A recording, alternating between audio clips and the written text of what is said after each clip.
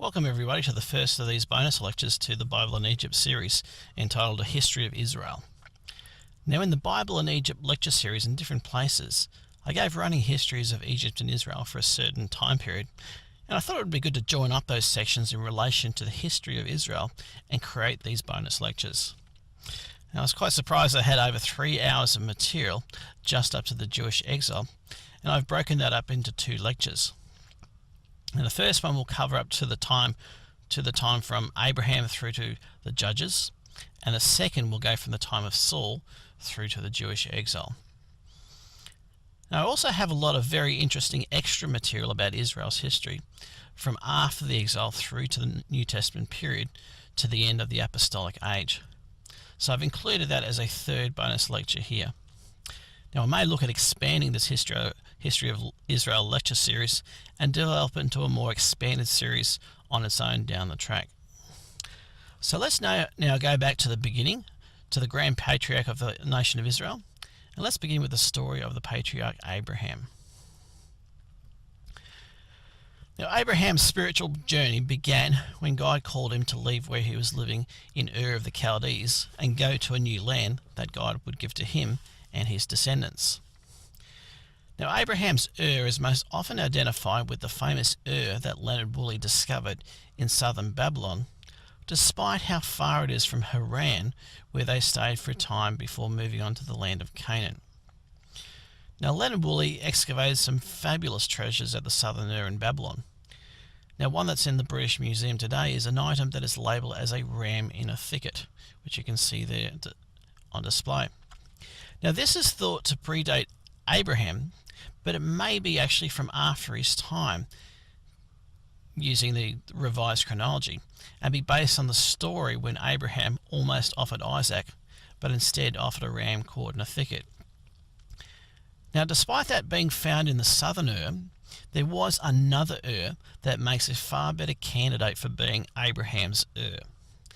Now it is a town a little northwest of Haran, near the border between Turkey and northern Syria. Now today it is called Santalurfa, but in earlier times it has been known as Urfa and Edessa.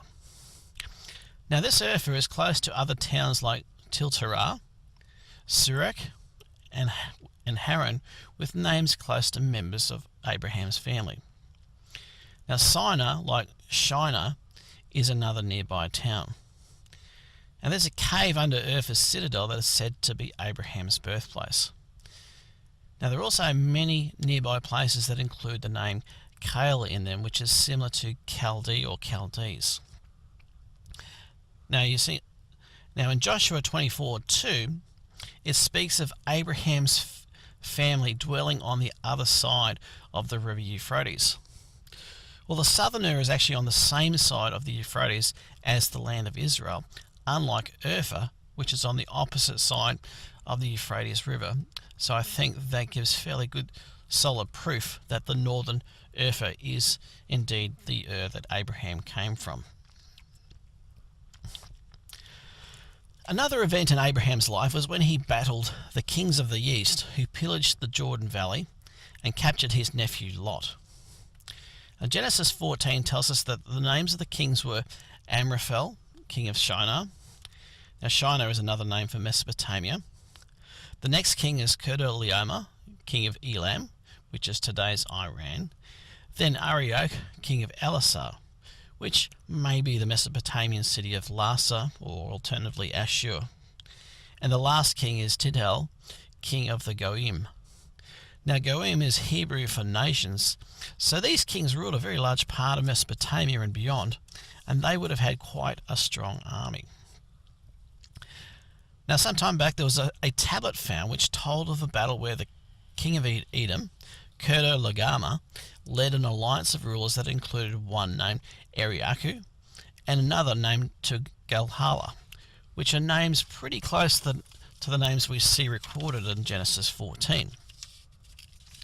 Now of the major Elamite dynasties, the one closest to Abraham is the Gutian dynasty that eventually overran the Akkadian Empire.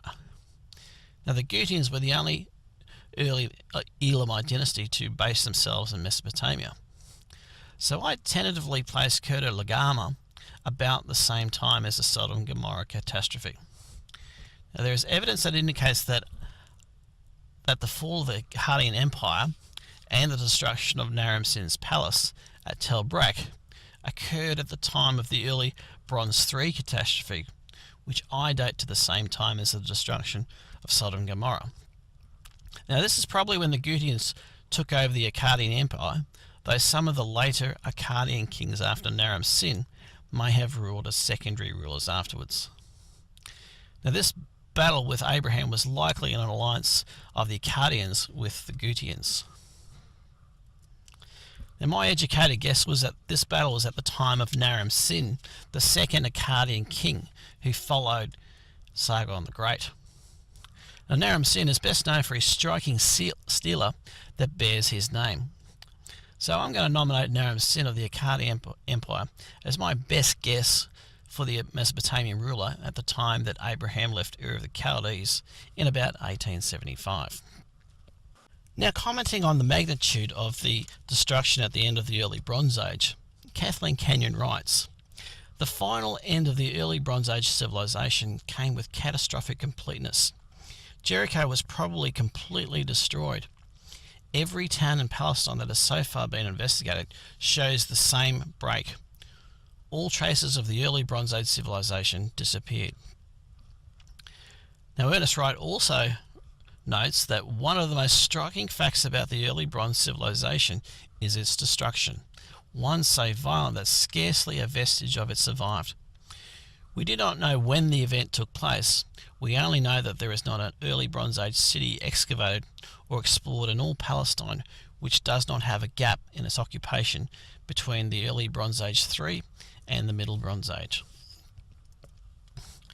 Now, commenting on Claude Schaefer's findings, Jeffrey Gammon, in an article called Bronze Age Destructions in the Near East, wrote, "The end of the early Bronze III, however, was marked by destructions in all regions of Western Asia. In Anatolia, that's Turkey, there was a sudden end to the rich civilization of Alaka-Hayuk, while at Tarsos, excavations have unearthed ruined buildings whose cracked walls lean at an angle of 45 degrees to the vertical. According to Schaefer, Troy III was covered by a layer of ash 16 metres thick." Now, Claude Schaefer, in his Comparative Stratigraphy and Chronology of Western Asia, wrote, "At Tarsus, a fire level has been found between 12 and 13 metres deep among the upper layers of the early Bronze Age." Now, Claude Schaefer discerned two catastrophes in the early Bronze Age, two at the end of the Middle Bronze Age, that is the time of the Exodus and the time of the Conquest, and two at the end of the Late Bronze Age. Now, Schaefer dates the two early Bronze Age catastrophes to the end of the early Bronze II period and at the end of the early Bronze III period. Now, conventionally, these are dated to 2350 BC and 2100 BC. Now, when we get to the Exodus, I'll show evidence arguing for the end of the Middle Kingdom of Egypt to be moved forward in time by 300 years, as that is where there is by far the best evidence supporting the events of the Exodus. Now, if we apply a similar 300-year movement forward in time to the two early Bronze Age catastrophes, we find some interesting results. The date of the early Bronze II catastrophe, which was one of primarily fire, when a similar reduction in dating is applied, gives us a date of around 2100 BC. There is another biblical catastrophe referred to in the scriptures that matches this date. That's the destruction of the Tower of Babel, and this destruction is likely to be the same as that detected at the end of the early Bronze II period. Now, this date is about 200 years after the biblical date for Noah's flood, which I estimate at 2302 BC. Now, that length of time is roughly sufficient for enough population growth to have taken place for the events surrounding the rebellion of Nimrod and the destruction of the Tower of Babel. Now, the later early Bronze III catastrophe was one of great fire and earthquake. And if we reduce the date of the end of the Old Kingdom by the same amount of time, that we reduce the Middle Kingdom by. This coincides with the time of the biblical catastrophe that destroyed Sodom and Gomorrah in the time of Abraham, around 1850 BC. Now, the Dead Sea, according to the Genesis account, was not yet in existence in the days of Abraham. In its place was a fertile plain, known as the Plain of Shittim, with 5 populous cities: Sodom, Gomorrah, Admah, Zeboim, and Zoar. Now, in Genesis 13:10 we read that when Lot arrived in the region, he lifted up his eyes and beheld all the plain of Jordan, that it was well watered everywhere, even as the garden of the Lord, like the land of Egypt. Now, presumably to have been well watered, this plain would have needed to at least been as high as the mountains that form the current watershed. Now, east of this watershed, little water from the coast passes and falls as rain, hence why it is so arid. Now, the great rift of the Jordan and the Dead Sea bears witness to a tremendous upheaval. Professor Blankenhorn wrote, "With the end of the Tertiary period, in an event of extreme violence, the entire Syrian land from its south end to its north end was torn apart, and the ground in between sank into the depths." Now, even the beautiful Sea of Galilee is some 600 feet below sea level. It's only when you get up to Tel Dan and its nearby spring does it hit sea level again. Now, that whole area between Tel Dan and the northern end of the Sea of Galilee is also full of basalt, telltale signs of great volcanic lava flows in the past. Now, in Psalm 126 verse 4 we read, "Turn again our captivity as the streams in the south." Now, might the Jordan perhaps have flowed through the Jezreel Valley before the sinking of the Jordan Valley? Might the Dead Sea been at a higher elevation than the rest of the Jordan Valley before it sank? Did perhaps another river flow into the Red Sea, starting from springs near the Dead Sea, such as En-Gedi? Well, I'd be very curious to know exactly what the topography of this area would look like before the destruction of Sodom and Gomorrah. Now, it's also interesting to note that just prior to the destruction of Sodom and Gomorrah, we read in Genesis 14:10 that the valley of Siddim was full of asphalt pits. Now, the sheer violence of the Sodom and Gomorrah catastrophe by fire and brimstone that sank the Jordan Valley explains the unusual reaction of Lot's daughters. We read in Genesis 19 verses 31 to 32, "And the firstborn said to the younger, Our father is old, and there is no man in the earth to come in to us in all the way of the earth. Come, let us make our father drink wine, and we will lie with him so that we may preserve the seed of our father." Now, they thought that they were the only other survivors left on the face of the earth, hence the drastic action to get their father drunk and have sex with him in order to have children. Now, Claude Schaeffer confirms at the end of the early Bronze III period, which I date to the same time as the Sodom and Gomorrah catastrophe, there was a vast catastrophe of fire and earthquake that shook the entire Middle East. Now, according to Schaeffer, the palace of Naram Sin at Tel Brak was destroyed in the early Bronze III catastrophe, which I have tentatively redated to 1850 BC. In this was found an alabaster of Pepi I from the early 6th dynasty. Now, this gives evidence that the 6th dynasty of the Old Kingdom was the time of the early Bronze III catastrophe, which, based on our revised chronology, was the time of Abraham and the destruction of Sodom and Gomorrah. I would hazard a guess that Pepi I of Dynasty 6, which was based in the north of Egypt, was probably the pharaoh that Abraham interacted with when he briefly dwelt in Egypt after a famine in the land of Canaan, which is told in the latter half of Genesis 12. In that story, Abraham told a half-truth about his wife Sarah being his sister. And when Pharaoh took her for his wife, it says that God intervened in the situation. Now, if we were to accept the conventional chronology of Egypt, there is a vexing problem that it presents for biblical scholars. Now, according to the conventional chronology of Egypt, the place in archaeological history where we would expect to find evidence supporting the Exodus one of the greatest Bible stories of all, is showing no evidence whatsoever that such an event ever took place. Now, there are two dates usually put forward by biblical scholars for the Exodus. Now, because Exodus 1 verse 11 mentions that the Israelites built the store cities of Pithom and Rameses, early Victorian age archaeologists believe that the Exodus occurred during the reign of Ramses the Great. Now, he was a pharaoh during the 19th dynasty, and he reigned around 1250 BC, according to Egyptologists. Now, 1 Kings 6 and verse 1 says that the Exodus occurred 480 years before Solomon's temple was built, which gives us a biblical date of around 1450 BC. Now, this date falls in the middle of the 18th dynasty, according to Egyptologists. And according to Egyptology, both of these dates fall in the middle of the period known as the Late Bronze Age during Egypt's New Kingdom.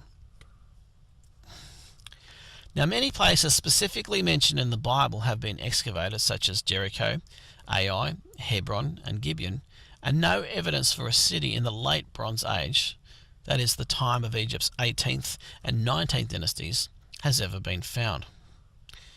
Now, this problem is systemic right across all of Israel. Now, the problem that archaeologists have with believing the Bible's account of the Exodus using either of the two dates put forward is twofold. Firstly, both of the 18th and 19th dynasties are very well documented, and there is not a single hint of any great catastrophe impacting Egypt at either time, nor is there any evidence of Semitic culture in any great abundance found in Egypt. And the second problem is that many of the cities that the Bible tells us were occupied and destroyed in the land of Israel by the Israelites were not occupied during the Late Bronze Age, such as Jericho. Many of them no longer existed following the end of the Middle Bronze Age. Now, those sites, including Jericho and many other sites throughout the land of Israel, were inhabited during the Middle Bronze Age, the time of Egypt's Middle Kingdom, and they were all destroyed at the end of the Middle Bronze Age. Now, the Bible's account appears at face value to contradict the evidence found by archaeology. Can we trust the Bible's account or not? Or is there something else at work here that can harmonise the Bible's history with the archaeological record? Did the Exodus occur during either of the 18th or 19th dynasties? Or is there another possibility? Are scholars perhaps looking for the Exodus in the wrong place in time? Well, let's look at something in the Bible that seriously questions the view that the Exodus occurred during either the 18th or 19th dynasties in Egypt. Now, in Exodus 14 verse 28, Exodus 15 verse 19, and also in Psalm 106, the Bible is very emphatic that no Egyptian, not even the Pharaoh himself, survived the Red Sea crossing, despite the fact that Yul Brynner made it back in the Ten Commandments. Now, this detail is important in regards to our dating problem because Egyptologists have the mummies of all the 18th and 19th dynasty pharaohs, including the ones proposed to be the Pharaoh of the Exodus. Now, Alan Montgomery, in his article, A Chronological Model for the First and Second Millennium BC, also tells us the following. An inscription from the time of Amenhotep III in the late 18th dynasty referred to the Yahweh of the land of Shoshu. Now, Shoshu was located in the place that the Bible calls Midian. Now, this is the earliest known reference to the name of Israel's God outside of Israel. Egyptian reference to Yahweh as a divine name not only suggests that the Israelites had invaded Canaan, but also firmly controlled it. Now, David ROHL, who argues for the Exodus occurring at the end of the Middle Kingdom, or Middle Bronze Age, who ironically is an agnostic, states in the excellent new documentary Patterns of Evidence, you look for a collapse in Egyptian civilization, and that's where you'll find Moses and the Exodus. So with that in mind, I present the IPUWER papyrus. Now this document is dated to the 13th dynasty, and it bears a most eerie similarity to the biblical record of the plagues of Egypt. Now here are a few extracts from it. Plague stalks through the land and blood is everywhere. Nay, but the river is blood. Trees are destroyed. No fruit nor herbs are found. Forsooth, gates, columns, and walls are consumed by fire. The land is not light. He who places his brother in the ground is everywhere. People are stripped of clothes. Their slave takes what he can find. Gold, silver, lapis lazuli, and turquoise are strung on the necks of female slaves. The stranger people from without are come into Egypt. Now I went to see the IPUWER papyrus with my late and dear friend Gary Mitchelson when I was in Holland. Now there was a Dutch translation to the side, and what I did, I took a photo of it, and without telling her where it came from, I asked Gary's girlfriend at the time, Marion, to translate it for me and tell me what she thought it was. Now her response was that she thought it sounded just like the plagues of Egypt. Now one critic of this document, being a true historical record, stated that it was fictional because it was contradictory, given the example that in one place it says that the whole land is in great want, while at the same time female slaves become rich. Now ironically, this specific detail is one of the best proofs linking it with the time of the Exodus, as the Bible tells us that just before the last plague, the Israelites took their spoil from the Egyptians before leaving Egypt. So by placing the Exodus at the end of the Middle Kingdom, near the end of the Middle Bronze Age, the correct timing is restored for the conquest of the land of Canaan, as demanded by archaeology, which records the destruction of cities all over the land of Israel at the end of the Middle Bronze Age, including Jericho. Now there is a pattern of evidence I will cover in more detail shortly around the end of the Middle Kingdom, which consists of Semitic migration into Egypt, their multiplication, then impoverishment or slavery, collapse of Egypt's civilization, exodus of the Semitic population, and destruction of Canaan cities and new settlers moving into the land. Now by moving the end of the Middle Kingdom forward in time by 300 years to the time of the Exodus around 1445 BC, this pattern of archaeology lines up perfectly with the events described in the Bible around the time of the Exodus. So let's now backtrack to the arrival of the Israelites in Egypt, starting with Joseph, who was sold into slavery by his jealous brothers. Now two different 12th dynasty pharaohs are put forth by David ROHL and Donovan Corville. Now David ROHL chooses Amenemhat III, the 6th pharaoh of the 12th dynasty, as Joseph's pharaoh. Donovan Corville chooses an earlier pharaoh as Joseph's pharaoh. Now, he believes that Joseph's pharaoh was Sesostris I, the 2nd pharaoh of the 12th dynasty. Now David ROHL accepts the standard Egyptology view that dynasties 12 and 13 were successive and that there was no overlap. Donovan Corville, on the other hand, sees a number of lines of evidence supporting a significant overlap between the two dynasties, hence why he chooses an earlier pharaoh as Joseph's pharaoh.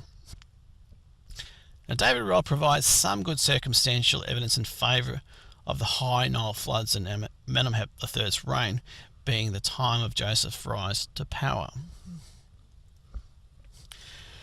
Now Donovan Corville, however, believes that the 12th and 13th dynasties were mostly parallel, except for at the end of the 12th dynasty, when two dynasty 13 rulers then ruled over Egypt after the end of the 12th dynasty and before the Exodus. Now some lines of evidence point to this parallel rule between dynasties 12 and 13.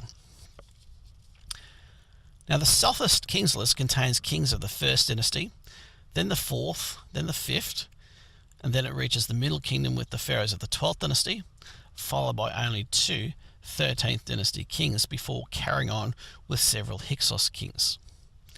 Now Donovan Corville argues that this listing is of primary rulers, with secondary parallel rulers being excluded from the list. Now, because there are only two Dynasty 13 kings in the Sothis list after Dynasty 12, COURVILLE argues for a long period of secondary parallel rule by the 13th dynasty under the rule of the 12th dynasty before taking over as primary rulers when the female ruler Sobek-neferu-Re died after a brief reign. Now, this appears to be supported by the otherwise unnecessary insertion of Euphrates, the son of Euphrates, after the name Ramses on the Sothis king list. Now, secondly, COURVILLE notes that in the tomb of RAAB, named in the Turin Papyrus as the 13th king of the 13th dynasty, was found a coffer of canopic jars still sealed with the clay impression reading Ra-en-Mut, a name recognised as an alternate name of Amenemhat III. So, this would mean that the early 13th dynasty was contemporary with the late 12th dynasty. Now, COURVILLE has additional evidence supporting his view that the second pharaoh of the 12th dynasty, Sesostris I, was Joseph's pharaoh. Now, COURVILLE notes two famine inscriptions which he believes are dated to the time of Sesostris I. Now, the famine inscriptions of AMENI and BEBA both meet the criteria for the famine of Joseph's time in three major aspects. One, the famine lasted a plurality of years.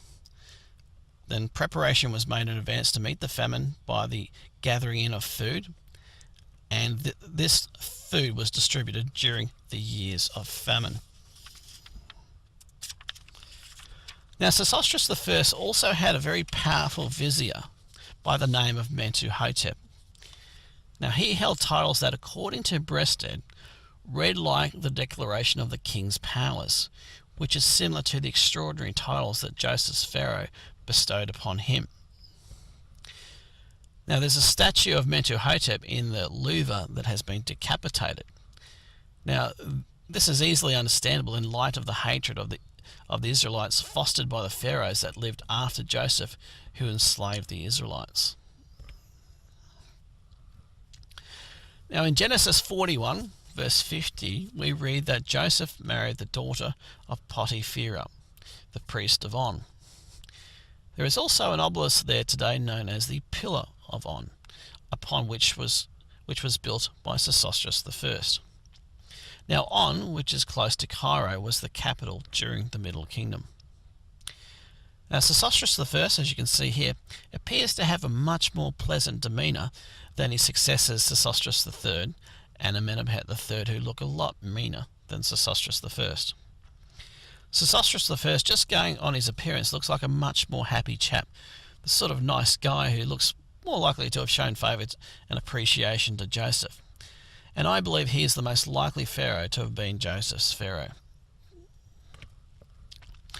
Now, another proof of the Israelites being in Egypt during the Middle Kingdom is that during the 12th dynasty in the Middle Kingdom, a long 200-mile canal was built parallel with the Nile River that greatly increased the amount of land able to be cultivated. Now, to this day, it is referred to as the Bar Yosef, which in English means the Canal of Joseph. Now, one remarkable structure that was excavated at Avaris in the eastern Nile Delta was a palace that had 12 colonnades as well as 12 tombs within its grounds. Now, one of those tombs was particularly unusual. It was pyramid shaped, and in this Semitic dignitary's tomb there was no trace of bones that were found of this individual. Now, grave robbers don't steal bones, so it seems that the body was removed, not stolen. Now, some scholars, such as David ROHL, believe that this was the tomb of Joseph. Now, in it, a large broken statue was found that would have stood twice the height of a normal man. Now, the statue was of a Semitic man with red hair and a coat of red, blue and gold. Now, I find that the colours on this quote quite interesting. They are the same colours as today's British royalty, which fits in well with my own church's understanding that Joseph's pharaoh Joseph's descendants became the English-speaking nations of Britain and America, while the Jews, on the other hand, descend from one of Jacob's other sons, Judah.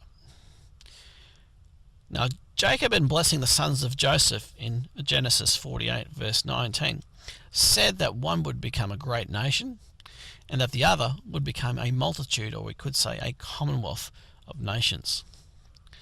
Now, there are no other brother nations that come close to fulfilling that ancient prophecy as the English-speaking nations. In fact, the name British is pure Hebrew, deriving from berith, meaning covenant, and ish, meaning man. So effectively, British means covenant man. Now, a great historian who I've corresponded with over the years is Stephen Collins, and he's written a series of books documenting this lost history of Israel that expands our historical understanding of just how great the empire of David and Solomon was. Now, remember that Solomon formed an alliance with the king of Tyre and the Phoenicians, and their maritime alliance sailed far and wide for all the treasures that poured into ancient Israel. Now, initially, Israel was the senior partner during Solomon's time, which changed after the breakup of the kingdom, but the alliance still continued after that. Now, Israel and Phoenicia were linguistically much the same, and so much of what passes as the Phoenician Empire did include Israel, and together they formed the colony of Carthage before Israel's fall. Now, it appears from the evidence we have at hand that they sailed as far as Britain, and there's even much evidence to show that they even sailed to the New World. Now, some early migrations saw Israelites go to Carthage, Spain, or Tarshish, as it is known in the Bible, and even Britain and Ireland, from where legend says that the prophet Jeremiah went with one of King Zedekiah's daughters to keep alive the throne of David. Now, from their time of captivity in Assyria, the Israelites of the northern kingdom can be traced through the peoples of Scythia, Parthia, where the Magi came from, the Celts, the Goths, and the Anglo-Saxons. Now, a very significant connection that Stephen made in the last book of his series is connecting the fall of the Parthian Empire in 226 AD with the massive Caucasian migration into Europe, when the so-called barbarian tribes begin to clash with the Romans. Now, the Caucasian mountains, through which so many passed through at this time, has given its name to people who have white skin. Now, there's been a rather persistent myth that has continued to be perpetuated that the slavery of the Israelites lasted some 400 years. Now, this is based on a misunderstanding of Exodus 12 and verse 40 that says that the sojourning of Israel was 430 years. Now, notice carefully the word is sojourning, not the word slavery. Now, Paul says in Galatians 3 verses 16 and 17 that from Abraham, when the promises were made, till Mount Sinai and the giving of the Lord was the same period of time, 430 years. Now, Josephus further explains that the 430 years was from when Abraham came into Canaan till the Exodus, and that from Jacob moving to Egypt till the Exodus was exactly half that period, 215 years. And from that remaining 250 years, you also have to subtract the remaining 71 years of Joseph's life after his father moved to Egypt. So, in reality, the slavery probably was not much more than 100 years at most. Now, the Greek translation of the Old Testament, the Septuagint, translates Exodus 12:40 this way: "The sojourning of the children and of their fathers, which they sojourned in the land of Canaan and in the land of Egypt, was 430 years." Now, it's interesting that it says that they left on the self-same day as their forefather Abraham left the land of the Chaldees. Now, it's actually quite fitting that Abraham came out of the land of Chaldees on the first day of the Feast of Unleavened Bread, the same day that the Israelites came out of Egypt, as that feast pictures us coming out of this world and coming out of sin.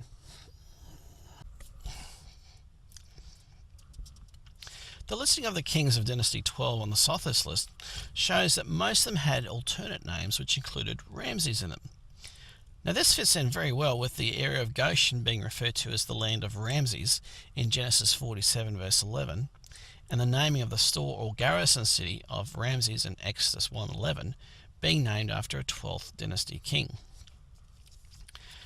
Now the name Moses means drawn from, and it actually forms part of the name of some of the Egyptian pharaohs. Now Ramses means drawn from Ra. Tutmosis means drawn from the god Thoth. Now it's possible Moses may well have originally been named Harpy Moses, being drawn from the Nile god Harpy, with him later dropping the harpy in front of the Moses. Now there are a number of other Egyptian names, such as Phineas, Hophni, Pashur, and perhaps Hur-Merari, that are found in the records of the Israelites in the Bible at the time of the Exodus. Now David ROHL believes that Amenemhat III was Joseph's pharaoh, and that his downturned face reflects the stress of the time. Now, based on the evidence that we have seen for much of Dynasty 13, ruling parallel with Dynasty 12, I think it is far more likely that he was the pharaoh that ordered the killing of Israel's male babies when Israel's population swelled. Now, his predecessor, Sesostris III, is likely to have been the pharaoh that enslaved the Israelites. Now, both of them seem pretty miserable and nasty types just looking at their statues. Now, in addition to the Canal of Joseph, another great building project was constructed in the time of the Middle Kingdom. A huge wall and canal was erected on the eastern frontier to check invasion. Now, John Kaiser refers to this as the Berlin Wall of Egypt, and he writes the following. Greek tradition records that a project for connecting by water the Mediterranean and the Red Sea was completed in the reign of Sesostris, the name of 3 kings during the 12th dynasty. A relief of Seti I, the father of Ramses the Great, portrays the pharaoh returning from a military expedition to Canaan and being separated from the welcoming Egyptian populace by a crocodile-infested canal, which can be seen to flow into the sea. It is evident, therefore, that this frontier barrier consisted of both a canal and a wall. According to Ian Wilson, when all this evidence is put together, the only reasonable deduction is that a canal and wall must have been created in one and the same operation. The latter, all trace of which has disappeared, having simply been made from the mud removed to form the canal. Not only was a wall constructed, but also a canal or moat to further impede the progress of anyone trying to leave Egypt without authorization.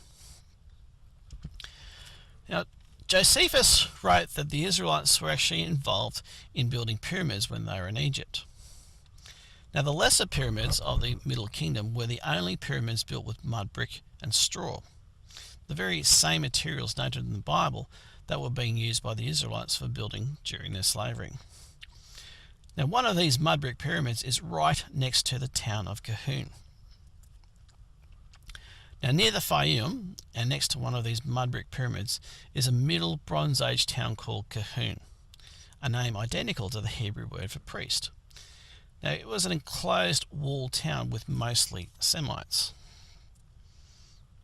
Now, archaeologist Rosalie David wrote the following about Kahun. She wrote, "It is apparent that the Asiatics were present in the town in some numbers, and this may have been reflected in the situation elsewhere in Egypt. Their exact homeland in Syria or Palestine cannot be determined. The reason for their presence remains unclear. Petrie discovered wooden boxes underneath the floors of many of the houses at Kahun. They contained babies, sometimes buried 2 or 3 to a box, and aged only a few months at death." Now, this is consistent with the decree of Pharaoh that all male children were to be killed at birth.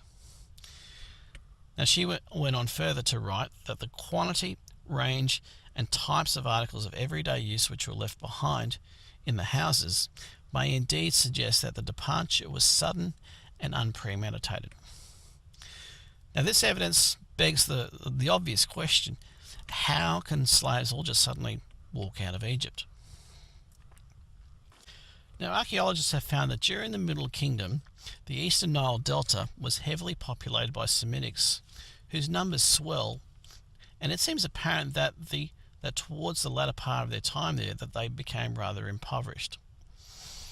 Now, the delta town of Avaris was almost exclusively Asiatic, which is most unusual in such a fertile area as the Eastern Delta. Now, it was a city of foreigners allowed to live there by the Egyptian crown. According to excavator Manfred Betak, much evidence of shepherding was found in the early levels before the Hyksos, consistent with the biblical account. Daggers and other implements from the Middle Bronze Age Canaan were also found there. Now, here are some more screenshots from one of David ROHL's presentations on the Middle Kingdom site of Avaris, which he believes was the Goshen of the Bible, where the Israelites were based. Now, above the original Middle Kingdom city, the late Bronze Age city of RAMESES was built. Now, the green coloured area shows the original city of Avaris, and you can actually see the original path of the river determined from lots of core samples. You can see where the Semitic settlement was and the vizier's residence, which we discussed before, with evidence David ROHL connects with Joseph. Now, north of those two locations was a 12th dynasty palace that was probably used into the 13th dynasty as well. And you can almost imagine the path that the basket with Moses in travelled from the Semitic settlement to the 12th dynasty palace. Now, Avaris was populated by around 30,000 people. And John Bimpson in the documentary Patterns of Evidence notes that there is evidence of many more of these Asiatic settlements nearby, at least 20 or 30 sites, little of which has been excavated on any great scale so far. Now, the Brooklyn Papyrus records a slave list with names that seem to come straight from the Bible, such as Asher, Issachar, Shiphrah, and Menahem. And there was also a disproportionately higher number of females in this slave list. Now, archaeology reports indicate that during the latter part of their time at Avaris, that there was an exceptionally high mortality rate amongst babies in their first year, and this was disproportionately higher amongst the males. Now, Donovan Courville has some interesting information to identify who the pharaoh of the Exodus might be in the list of the Middle Kingdom pharaohs. Now, Ka-Neferu, the pronomen name of Sobek-Hotep IV, is translated into Greek as Kheneferes, a name very similar to Kheneferes, a king whose wife Meres, according to legend, reared Moses. Now, there are two kings of the 13th dynasty on the Sothis list, which you can see in the top right there, before the Hyksos. Now, the second of these is Concarus, who must be the name of the pharaoh of the Exodus on the Sothis list. Now, Courville writes, the name Concarus is a Greek transliteration of an Egyptian name. Now, reversing the rules by which Egyptian names are transliterated into Greek, we are led from the Greek name Concarus back to the original name Ka-Ankh-Ra. Now, let's summarise what we can draw from the Sothis and Turin lists and Eusebius's record. So you can see highlighted on the left there, king number 5 on the Turin list, Euphne. Now, Euphne may possibly be the Egyptianized form of the name Joseph. Now, going down to king 24 on the Turin list, Ka-Neferu is a close Egyptian equivalent to Kheneferes, the legendary foster father of Moses. King 26 on the Turin list is Ka-Ankh-Ra, which is a close Egyptian equivalent to Concarus. Concarus is very similar to the name of Kenkeres, who Eusebius gives as the name of the pharaoh of the Exodus. Now, there is one questionable king in between them on the Turin list, that's number 25, Karkara. Now, this name is very close to Ka-Ankh-Ra, and maybe either a duplication or some lesser prince who is not the primary ruler. Now the plagues of Egypt brought an end to the Middle Kingdom, devastating Egypt, leaving it vulnerable to the Asiatic Hyksos, who conquered Egypt without a battle, as noted by Manetho, and they then occupied the site Betak identified as Avaris. Now Manetho says of them at this time, Ptolemaeus, in his reign, I know not why, a blast of God's displeasure broke upon us. A people of ignoble origin from the east, whose coming was unforeseen, had the audacity to invade the country, which they mastered by main force without difficulty or even a battle. Now Donovan Courville, commenting on Josephus' statement above, states, since it is highly probable that more than one of these princes ruled in the same specific period of years, the possibility is entertained that the Exodus event may well have fallen during the reign of other rulers than Khar-Ankh-Ra. For example, Josephus places the incident in the reign of one Dudamus, number 38 on the Turin list. The Egyptian name Ptolemaeus appears to most closely resemble the name Dudamus of the 13th dynasty. Now David ROHL believes that Dudamus was the pharaoh of the Exodus. Courville, on the other hand, identifies Khar-Ankh-Ra on the Turin list as Concarus on the Sothis list, and he believes that this person was the primary pharaoh of the Exodus. Now there is likely some overlap between the kings on the Turin list, with some of the later ones ruling parallel with earlier ones on the Turin list.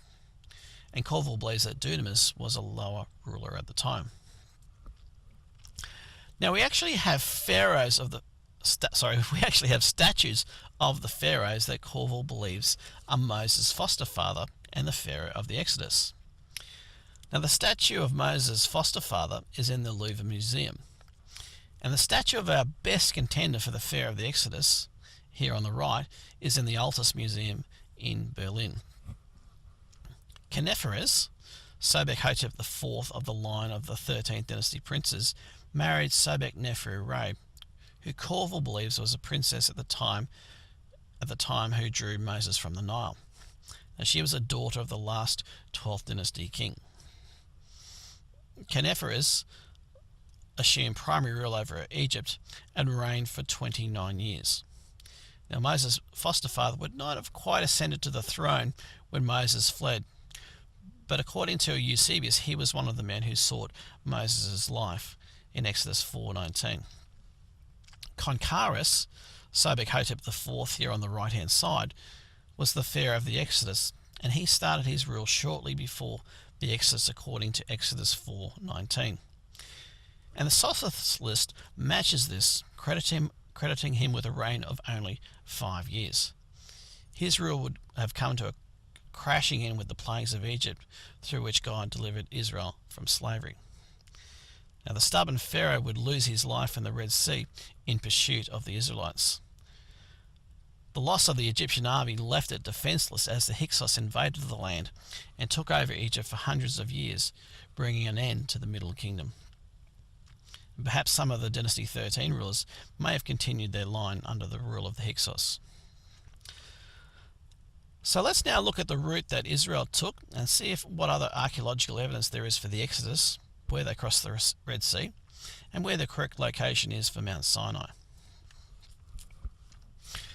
Now, when Moses and Aaron first approached Pharaoh, they told him, "Thus says the Lord God of Israel, let my people go, that they may hold a feast to me in the wilderness.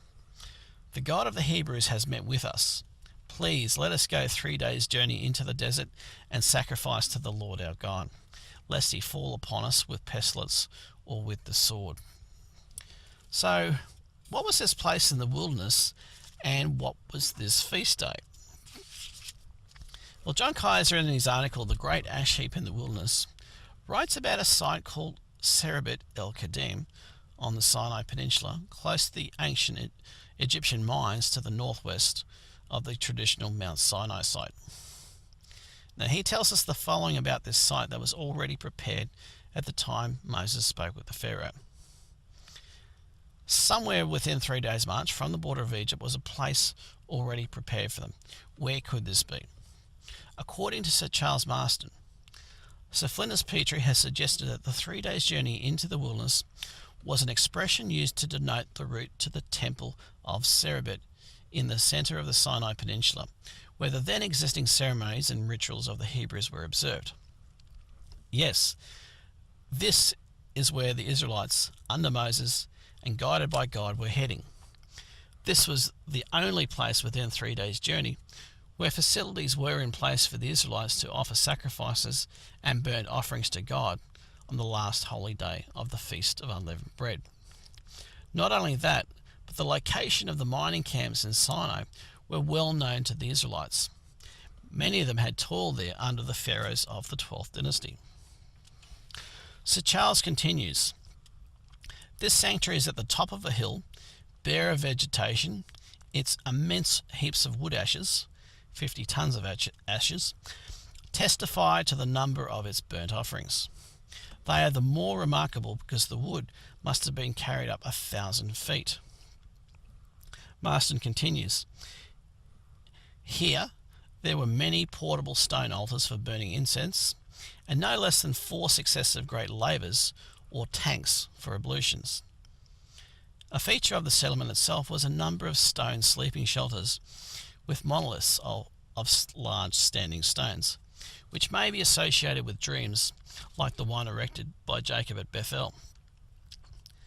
Though the Egyptian expeditions had built and adorned the temple with their inscriptions, the cult practice was not an Egyptian one. The evidence that had been left behind identified the religious ceremonials of its worshippers as similar to those practiced by the Israelites. The discovery, like many of the older archaeological finds, had been somewhat neglected until a German scholar, Professor U. Grimm of Munster, claimed that he had deciphered the name of Moses on one of the inscriptions. Now, near this location were also found inscriptions with a script called the Proto-SINAITIC script.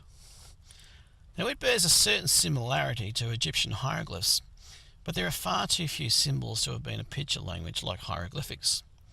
It appears to be one of, if not the oldest alphabet in existence, predating the Greek alphabet by some 700 years.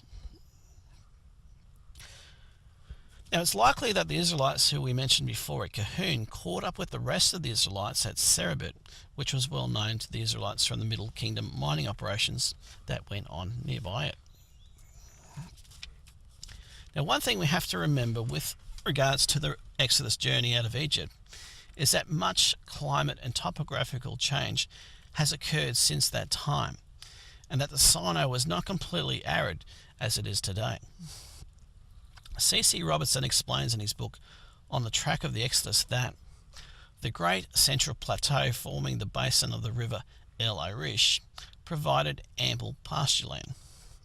Leone Catani holds that the El Arish was a great stream within historical times. Although desert country extended to east and west, there would be pasture and arable land like the country south of Gaza at the present day, where the barley harvest is enormous. Now, what was the route of the Exodus, and where did the great miracle of the Red Sea crossing take place? Well, the traditional view is that the crossing of the Red Sea took place at the top of the Gulf of Suez, which may have extended further north at the time, and that Mount Sinai is located near St. Catherine's Monastery in the mountains to the south of the centre of Sinai. However, in Galatians 4 verse 25, Paul writes, "For this Hagar is Mount Sinai in Arabia." Now, was the Sinai Peninsula ever part of Arabia? Well, even if it ever was, we have another clear clue that puts Mount Sinai in a different location than on the Sinai Peninsula itself. Now, when Moses fled from Egypt, he fled to the land of Midian, according to Exodus 2 verse 15. Now, there is universal agreement that Midian is in northwest Saudi Arabia. Now, while he was there in Midian tending sheep, God appeared to him, and we read in Exodus 3, "And Moses kept the flock of his father-in-law Jethro, the priest of Midian. And he led the flock back to the backside of the desert, and he came to the mountain of God, to Horeb, and he said, I will be with you, and this shall be the sign to you that I have sent you. When you have brought forth the people out of Egypt, you shall serve God upon this mountain. Now that Mount Sinai is in Midian in northwest Arabia, to the east of the Sinai Peninsula, opens up the possibility that the Red Sea may not have been across the Gulf of Suez, but perhaps across the Gulf of Aqaba. Now, the majority of locations noted along the journey are not known with any real certainty.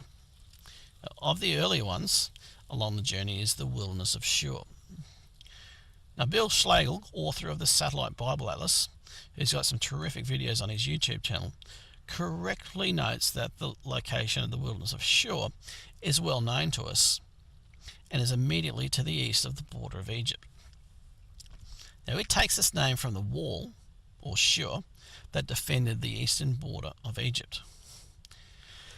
Now, since the Israelites passed through the wilderness of Shur after they crossed the Red Sea, this appears to support the traditional view that the Red Sea crossing occurred at the top of the Gulf of Suez.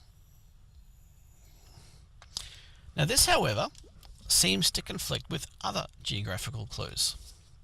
Now, the most important geographical clue that conflicts with the traditional view is how the Israelites were boxed in by the mountains at the place where they crossed the Red Sea, according to Exodus 14. Now, there is evidence to indicate that the top of the Gulf of Suez extended much further north at this time, and the Bitter Lakes were actually a part of the Gulf of Suez. Now, there is nowhere near the Bitter Lakes where they would be boxed in by mountains. Now, according to Judges 11 verse 6, they also went through the wilderness before reaching the Red Sea. So this appears to rule out the Bitter Lakes or Sea of Reeds theory. Now, it only starts getting mountainous on the west side, just south of the tip of today's Gulf of Suez. Now, while it is possible for Israel to have been boxed in there, it wouldn't have made any sense going that far south past the top of the Gulf of Suez if they had to leave to Egypt and go to Sinai, if the Bitter Lakes at this time were a part of the Gulf of Suez. Now, according to Exodus 14:11, it also appears that they were out of Egypt before crossing the Red Sea, which again doesn't appear to fit a Gulf of Suez crossing. Now, after they crossed the Red Sea, they felt a sense of security. Now, the Sinai at this particular time was still a part of Egypt. So, while there is a wilderness of Shur to the east of the Bitter Lakes, I believe the reference to the wilderness of Shur in Exodus 15, elsewhere called the wilderness of Etham, refers to a different wilderness of Shur than the one just to the east of Egypt and the land of Goshen. Now, Shur means wall, and that's a fairly generic word. Now, the Israelites began their journey at Ramses in Goshen, then journeyed to Succoth, which is the Hebrew word for tabernacle, then to Etham on the edge of the wilderness, and then they made a turn to Pi-hahiroth near Baal-Savon and Migdol before crossing the Red Sea. Now, after crossing the Red Sea, they travelled 3 days in the wilderness of Etham, called the wilderness of Shur, in Exodus 15:22. After that, they went to Marah, where the water was too bitter, and then went to the oasis of Elim, where there were 12 wells and 70 palm trees. They then went through the wilderness of Sin on their way to Mount Sinai. Now, it was in the wilderness of Sin shortly before they got to Mount Sinai, we are told in Exodus 16 verse 1 that a month had passed since they left Egypt, and it was here that the miracle of the bread from heaven took place. The next place on the journey was Rephidim, which appears to have been close to the base of Mount Sinai, as that is where God split the rock of Horeb and water poured forth. It was also at Rephidim that the Israelites had to fight off the Amalekites. Now, as you can see here, Etham is noted as being on the Egyptian side before they crossed the Red Sea, and the wilderness of Etham is just on the other side of where they crossed the Red Sea. Now, Leonard Mollett, in his book The Exodus Case, suggests that Etham is derived from Edom, meaning red. if the Red Sea crossing was across the Gulf of Aqaba, then Succoth may well be where the Temple of Serebet was, where Israel appears to have kept the seventh and last day of the Feast of Unleavened Bread. Now, while Succoth is Hebrew for tabernacle, John Kaiser, in an article he wrote about Succoth, makes the case based on ancient evidence that Succoth referred to the whole Sinai Peninsula. And the reason that was called Succoth was because of the tents of Bedouins who had shepherded in the area.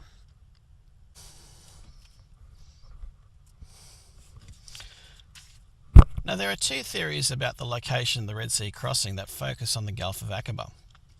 Now, one theory I first heard advocated in a book called Gold of the Exodus, and also supported by Bob Kanuki in his documentary about the true location of Mount Sinai, places the crossing at the bottom of the Gulf of Aqaba at the Straits of Tiran.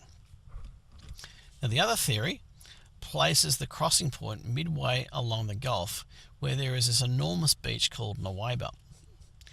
Now, this theory was originally advocated by Ron White and further promoted by Leonard Muller in his documentary The Exodus Revealed. Now, the coastal path down to the southern tip of the Sinai Peninsula is somewhat hemmed in by mountains, which matches the geographical clues in that respect. They would have journeyed a little inland to Serebet for the feast day, and if the Straits of Tiran viewpoint is correct, they journeyed back to the western coast of Sinai before continuing south to its tip. Now, the crossing at the Straits of Tiran is 18 kilometres across, and a natural land bridge provides an 800-metre wide pathway, the full distance of the crossing.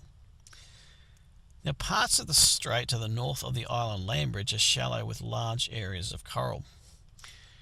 Now, stripped of water, the seafloor has jagged coral in places, and this large amount of coral is a major weakness for the Straits of Tiran viewpoint. Now, just how much coral is on the seafloor is hard to tell from aerial photos. Now, Stephen Rudd states that the deepest point near the natural land bridge of islands at the Straits of Tiran is 205 metres deep, only a quarter as deep as the Nuweiba crossing site, according to his information. That said, there is, however, one critical weakness for this site as claimed by the makers of the Patterns of Evidence documentary. Now, the gradient going into the Straits of Tiran is much too steep for chariots to have gone into, according to them. Now, there are also no artefacts so far that's been found supporting a crossing site there, unlike at the proposed Nuweiba crossing site. Now, Bob Kanuki gave testimony in his Mount Sinai documentary that following the current road that goes up from the Straits of Tiran, there is a spring with very bitter water matching the site of Mara, and then further down the road is a place with many springs and palm trees that matches the oasis of Elim, where there were 12 wells and 70 palm trees. Now, further up the road are ruins near Al-Bad, which may be the city of Maidan that Josephus says was close to Mount Sinai. Al-Bad is close to Jabal el-Lawz, which we'll see is the best candidate for Mount Sinai in Arabia. Now, these candidates for Mara and Elim going north from the Straits of Tiran provides the best evidence in support of the Straits of Tiran viewpoint. Now, if the Nuweiba Beach viewpoint is correct, after leaving Serebet El Kadim, they continued on the way of the wilderness of the Red Sea, stopped at Etham, and instead of continuing on that road towards the top of the Gulf of Aqaba, made a turn to the southeast off the road and entered the long and windy Wadi Watia, which would finally end at a massive beach at Nuweiba. Now, they were told to camp between Migdol, meaning tower, and Pi-Hahiroth, which some people believe means mouth of the gorges. Now, that interpretation of the name Pi-Hahiroth better fits the Nuweiba Beach viewpoint. There is evidence of sentry posts on top of the mountains that flank Wadi Watia, and if Nuweiba is the correct crossing point, then a sentry post could have relayed a message back to the pharaoh via a signalling system that they had entered the wadi and would be trapped. Now, even the beach is boxed in by mountains to both its north and its south. Now the name of Nuweiba on this map is Nuweiba al-Mazinio, which means Waters of Moses Opening. Now this gives some strong support for this location being the correct crossing site. Now one discovery made on this beach was a memorial pillar without any inscriptions, which is still there to this day. According to Wyatt, when he was in Saudi Arabia, a second pillar was found on the opposite side with the following words in Phoenician letters: Mitzrayim, meaning Egypt; Solomon, Edom; Death, Pharaoh; Moses, Yahweh. Now, I've not heard of anyone else being able to verify this second pillar. Now, diving excursions along this proposed crossing site have uncovered discoveries such as coral-encrusted objects that appear in the shape of chariot wheels. Now, the one on the left was found by Wyatt on the Nuweiba beach side. The one on the right and the bottom were independently found on the other side. Now, of special interest is a very fragile gilded chariot wheel that has the same colour of electrum, a mixture of gold and silver, which was common in Egypt. The photos of these were taken by Wyatt. Now, due to shifting sands, they've not been able to be re-photographed by anyone else, so I hope that one day someone can independently verify this object being at the Nuweiba beach crossing site. Now, while electrum was commonly used, it's unusual to find it gilding a chariot.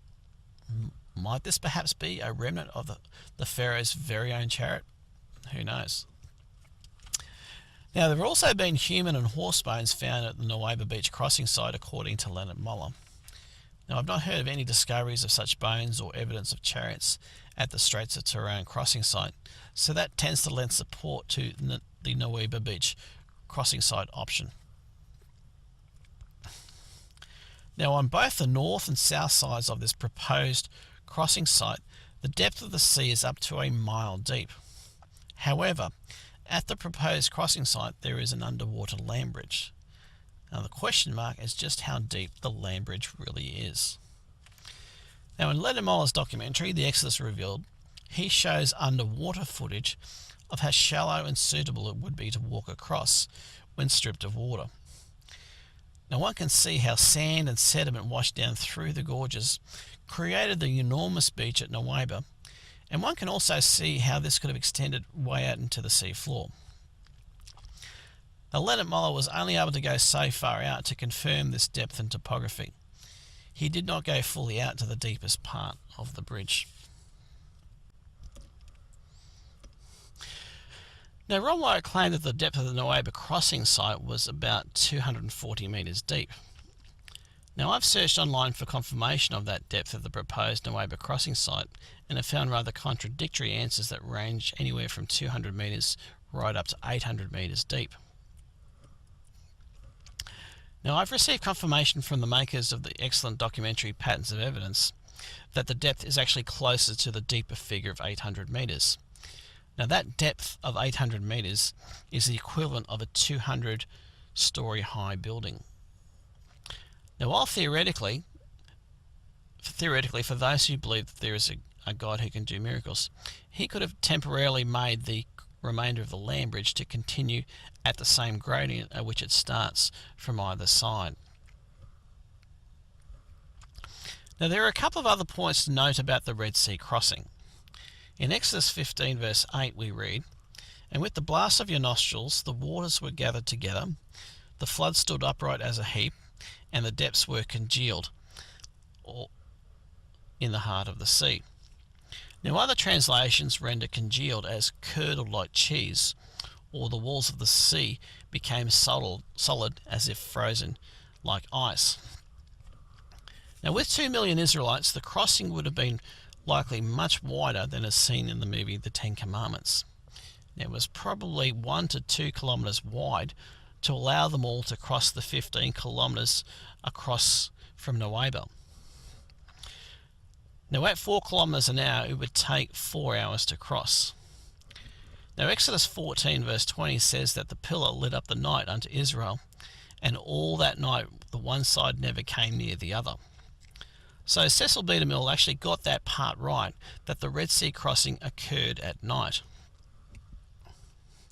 I can almost hear Charlton Heston as Moses saying, "Behold his mighty hand." Now, I still can't believe, with all the amazing computer graphics that we have these days, that no one, 60 years later, has been able to do better than the Red Sea crossing in the Ten Commandments movie. I mean, I was so disappointed with the movie Exodus, Gods and Kings, which watered down the Red Sea crossing to just having the tide go out. I mean, seriously. I mean, people who don't respect the Bible should not be making Bible movies. Now, this next artifact could well be the greatest example in archaeology of something that is hidden in plain sight. It is one of the Mycenae funeral stela, or an ancient tombstone that was found at the site famous as the city that Agamemnon, King Agamemnon of the Trojan War, came from. Now, this stela on the left here is literally the first thing you see when you enter the main museum in Athens. Now, I was especially interested to take this photo of it, as Simca Jakovici, in his documentary The Exodus Decoded, makes the case that the tombstone shows a visual representation of the Red Sea crossing. Now, it's got 3 panels. Now, the top and bottom panels have swirling symbols, possibly indicating water. Now, in the middle panel are 2 characters facing off against each other. Now, the museum curators, not making any such connection with the Bible, have written the following in their description of the artifact to the side of it. And it says, "The upper and lower panels are filled with spirals, while the central panel has a chariot pulled by a galloping horse and driven by a standing charioteer. In the front of the horse is a second male figure that appears to be attacking the chariot with a sphere held in his raised right hand." Now, is this a graphic representation of the Red Sea crossing hidden in plain sight? Well, you be the judge. Now, another stela, shown on the right here, has only 2 panels. Now, the one of them has spirals, and the bottom one has just a few spirals and a man on a chariot and another on foot. Now, could this be the waters coming back onto the Egyptians? Now, it should be noted that many scholars believe that the Danaoi, who migrated to Greece, were descended from the tribe of Dan. Now, after the Red Sea crossing, the Israelites travelled to Marah, then through the wilderness of Shur to the oasis of Elim, and then to Rephidim and Mount Sinai. Now, Ron White's documentary Discovered Exodus notes that there are a few springs which could be Marah, but not enough evidence to be sure.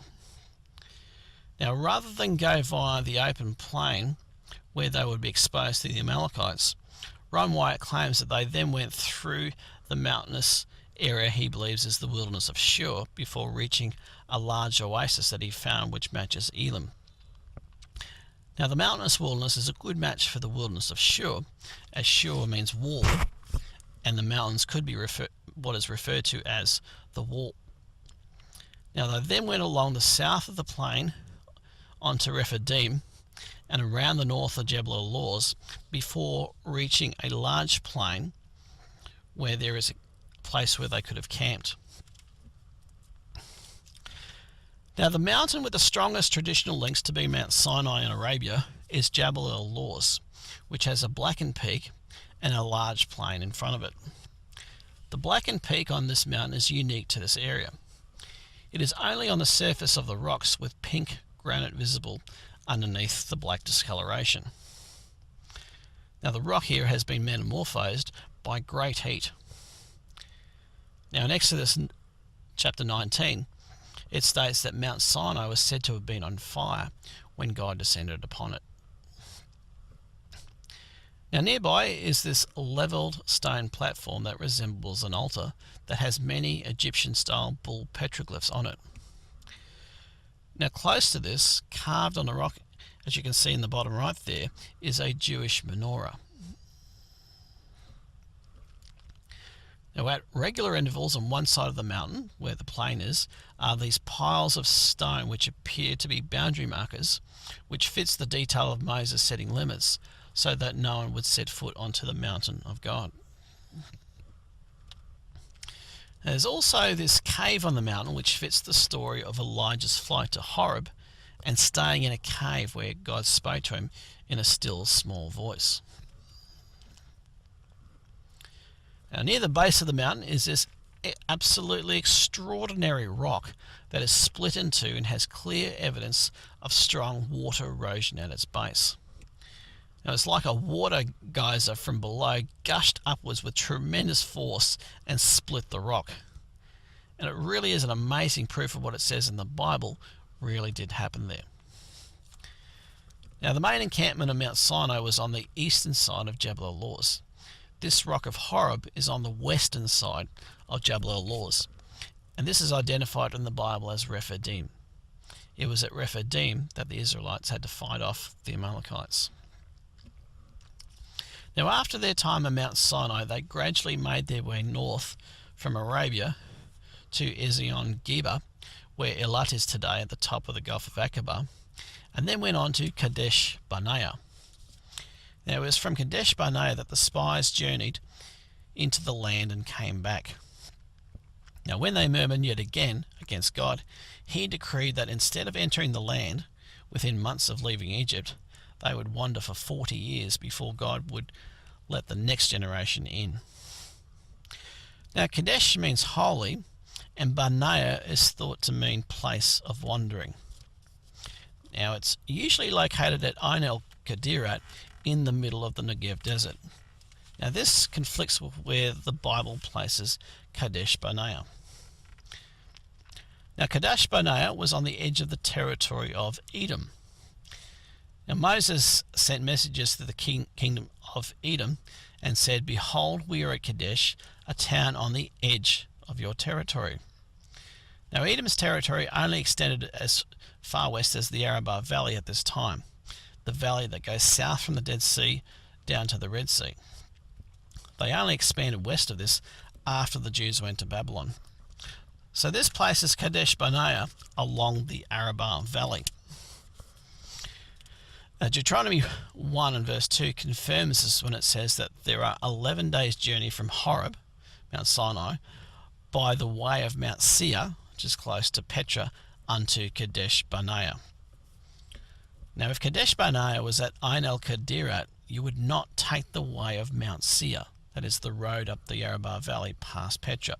You would take the northwestern road away from the Arabah Valley after reaching Ezion-Geber. Now, when they got the news back from the king of Edom that he had declined their request to go through their land, they had to head back down south again of Kadesh Barnea, around the southern edge of Edom's territory. And on the opposite side of the mountains to the east of the Arabah Valley was the King's Highway, and splitting off from the King's Highway was the Way of the Wilderness, which branches east of it around the territory of both Edom and Moab. So they followed that road that's called the Way of the Wilderness around Edom and Moab, then crossed the Grand Canyon-like Arnon Valley to the territory that would belong to the tribe of Reuben, where Mount Nebo is today. So here is a map showing the full Exodus journey, including both Red Sea crossing options of Nuweiba Beach and heading south to Mount Sinai and the Straits of Tiran, and then north from Mount Sinai. Now, after going around the territory of Moab, they defeated Sihon, king of the Amorites, who controlled the territories east of the Jordan that would later go to Reuben and Gad. They also defeated the giant Og, king of Bashan, which is today's Golan Heights, east of the Sea of Galilee, which was then given to the tribe of Manasseh. They then crossed the Jordan River to defeat Jericho and continue the conquest of the Promised Land. Now, an amazing discovery was made at an Amorite site on the east side of the Jordan called Tel Deir Allah. Now, some inscriptions were found on a plaster wall which read, warnings given by Balaam, the son of Beor, a seer of the gods. Now this was the same Balaam, son of Beor, who was hired to bring a curse on Israel, and who had a talking donkey, the original Mr. Ed, according to the book of Moses. Now another amazing discovery that's recently been made was at Gilgal on the eastern edge of Jericho, the first place they camped after crossing the Jordan River. A double stone edging surrounds the site, which from above has the appearance of a shoe. Now the rectangular section within has the same measurements of the tabernacle. Now the significance of the shoe shape is seen in Joshua 1 and verse 3, which says, "Every place on which the sole of your feet treads, I have given you." It's as if they were making a statement, staking their claim to the land. Now, around the same time as the disaster recorded in the IPUWER papyrus, sites all over the land of Israel were destroyed, including Jericho. Kathleen Kenyon and her report on Jericho's Middle Bronze Age destruction show that the lower of the two walls collapsed, providing a rampart up to the city, and that the city was burned by fire, just as the Bible records. Now, they found storage jars all around the city that were mostly full. Now this tells us three things. Firstly, it indicates a quick attack, not a long siege, which is unusual given how impressive its double walls were. Now second, it was near harvest time, and the Bible places the event at the time of the barley harvest. And third, it was not spoiled by its attackers, which again agrees with the biblical account. Now there was also a small part of the wall that wasn't destroyed, which may be where Rahab was, who was offered to be protected, and she lived on the city wall. Now, one of the famous battles during the conquest was at Beth Horon, mentioned in Joshua 10.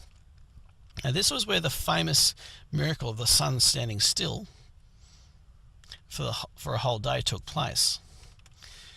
Now, Zechariah Stitchin, in his book The Lost Realms, has evidence from Inca legends that in South America, on the opposite side of the world about the same time, there was this frighteningly extra long night where the sun refused to rise for an extra day. Now, Velikovsky noted one detail that often gets overlooked in the story about how large hailstones, most likely meteorites since it was a sunny day, killed more of their enemy than the Israelites. And this is one of his cues for the cosmic scenario that he theorized as the causal agent for the plagues of Egypt. Now in northern Israel, at the city of Hatzor, it also has the same great burn layer at the end of the Middle Bronze Age period. Now what was even more astonishing was that there was found a tablet noting the name of its king. Now according to David Rohl, the name on the tablet for the king after it is transliterated is Jabin, who the Bible says was the name of the king of Hatzor in Joshua's time. Now after the years of conquest, the Israelites met at Shechem to do what God told them to do in the book of Deuteronomy chapter 27 and 8. Now half of the tribes were to stand on Mount Gerizim to recite the blessings, and the other half were to stand on Mount Ebal to recite the curses, and there reconfirm their covenant with God, which would have been a very dramatic scene. Now, according to one archaeologist, the acoustics between the two mountains is quite amazing. Now, this archaeologist said that he could quite clearly hear his friend shouting from the other mountain. Now, Shechem was where Abraham first built an altar in the land of Canaan, as did Jacob when he came back from Paddan Aram. So here, the Israelites reconfirmed their covenant with God, and they erected a covenant stone at the site. Now, this was apparently found by archaeologist Ernest Seelan and re-erected in front of the remains of a Middle Bronze Age temple that was destroyed by fire, according to the archaeology. Now, by placing the Exodus late in the Middle Bronze Age, this matches perfectly with the Bible.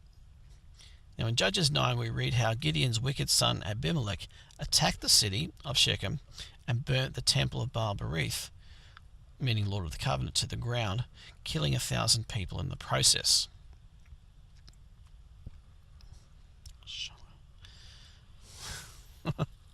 Shiloh, got to put that in. Now the Philistines are usually identified as the peoples of the sea who are enemies of Ramses III, thought to originate from the Aegean Sea near Greece. Now they are usually attributed to causing much destruction around the eastern Mediterranean at the end of the Late Bronze Age around 1200 BC. And that date is fairly close to the date of the Exodus, according to those who believe that the Exodus occurred during the reign of Ramses the Great. Now this is a faulty identification that collapses once the Exodus is placed around 1450 BC, where the Bible places it, and at the end of the Middle Kingdom. Now the Philistines are noted as being in the land as far back as the time of Abraham over in Genesis 26, and in greater number at the time of the conquest in Joshua's time. That's noted in Joshua 13. Now I'd like to quote now from an article by John Bimson on the arrival of the Philistines into the land of Canaan. Now John Bimson writes, according to Jeremiah 47 verse 4 and Amos 9:7, the original home of the Philistines was the island of Caphtor. Now I simply state here my own preference for Velikovsky's suggestion that Caphtor is Cyprus. Now in seeking archaeological evidence for the major Philistine influx, we are therefore looking for signs of Cypriot settlement in the south of Palestine. It is late in the Middle Bronze 2C that the pottery known as bichrome ware appears in Palestine's southern coastal plain. Analysis of the clay used in its manufacture has proved conclusively that it reached Palestine from Cyprus. Now the direction of its spread was in fact from the coastal cities inland. Bichrome ware is found in great profusion in southern Palestine, especially at sites on the coastal plain where its appearance may have been earlier than in the north. There is no doubt that on Cyprus at the start of the LC1, abnormal conditions had begun to affect the pattern of contemporary life and abandonment of several previously important centres at the eastern edge of the island. Within a catastrophic framework, we may suggest that the conditions which caused people to leave Cyprus to search for new territory on the mainland were the same as those affecting Egypt at the time, the biblical plagues. And therefore the Exodus and the Philistine migration were the two results of the same immediate cause.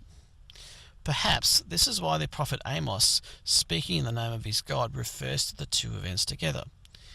Did I not bring up Israel from the land of Egypt and the Philistines from Caphtor? End of quote. Now the plagues of Egypt brought an end to the Middle Kingdom period, devastating Egypt, leaving it vulnerable to the Asiatic Hyksos, who conquered Egypt without a battle, as noted by Manetho, who then occupied the site Manfred identifies as Avaris. Now Manetho says of them at this time, Ptolemaeus, in his reign, I know not why, a blast of God's displeasure broke upon us, a people of ignoble origin from the east, whose coming was unforeseen, had the audacity to invade the country, which they mastered by main force without difficulty or even a battle. So who were these mysterious invaders from the east called the Hyksos? Well, Manetho plainly tells us that the Hyksos were from the east of Egypt and took advantage of the chaos in Egypt when they heard the news about it. Now the Amalekites were east of Egypt at this time. Exodus 17 places the battle between Amalek and Israel near Rephidim and the rock of Horeb. Now this was in the land of Midian in northwest Arabia.